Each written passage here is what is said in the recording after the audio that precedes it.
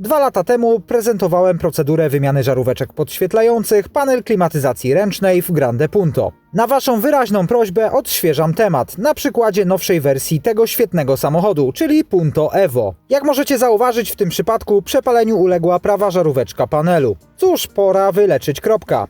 Rozpoczynam od demontażu radioodtwarzacza. Ja używam wyjmaków dedykowanych do urządzeń marki Blaupunkt, ale jeżeli nie dysponujecie takimi narzędziami, to 4 sztuki gwoździ o średnicy 3 mm również załatwią temat bardzo skutecznie. Umieszczam wyjmaki w otworach radioodtwarzacza, uwalniam go i wysuwam z półkieszeni montażowej. Odłączam antenę odbiornika radiowego, złącze mini ISO łączące urządzenie z modułem Blue & Me oraz magistralą CAN, a także głośniki wraz z zasilaniem zintegrowane w jednym złączu ISO i radioodtwarzacz jest uwolniony. Nie wymaga on wpisywania kodu zabezpieczającego po ponownym podłączeniu zasilania, a ustawienia również są przechowywane w pamięci nieulotnej, dlatego śmiało można go odłączyć. Demontuję ramkę ozdobną zintegrowaną z półkieszenią montażową. Ramka jest mocowana za pomocą 2 metalowych elementów rozporowych umieszczonych pod panelem przycisków funkcyjnych oraz 2 wkrętów zlokalizowanych tuż pod półkieszenią montażową radioodtwarzacza, które oczywiście wykręcam. Wszystkie prezentowane tutaj wkręty posiadają łby z nacięciem gwiazdkowym typu Torx 25.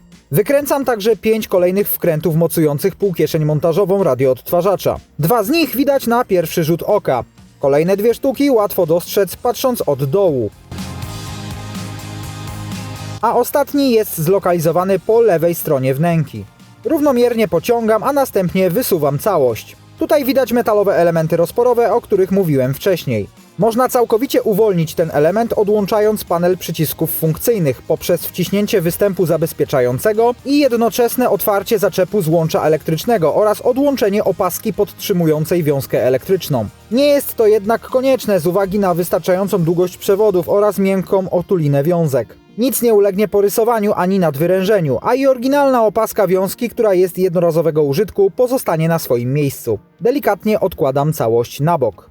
Wykręcam 2 wkręty mocujące górną część panelu sterowania nawiewem. Dostęp do kolejnych 2 jest możliwy od dołu konsoli centralnej po usunięciu plastikowej osłony maskującej. Dostęp z kamerą niestety nie jest nadzwyczajny.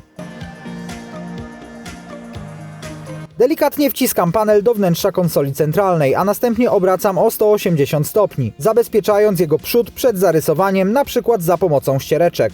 Panel jest podświetlany za pomocą 2 bezsokołowych całoszklanych żarówek o oznaczeniu W1,2W. Za pomocą kombinerek delikatnie uwalniam przewody z uchwytów, tak aby nie uszkodzić izolacji, a następnie wysuwam oprawki żarówek z gniazd.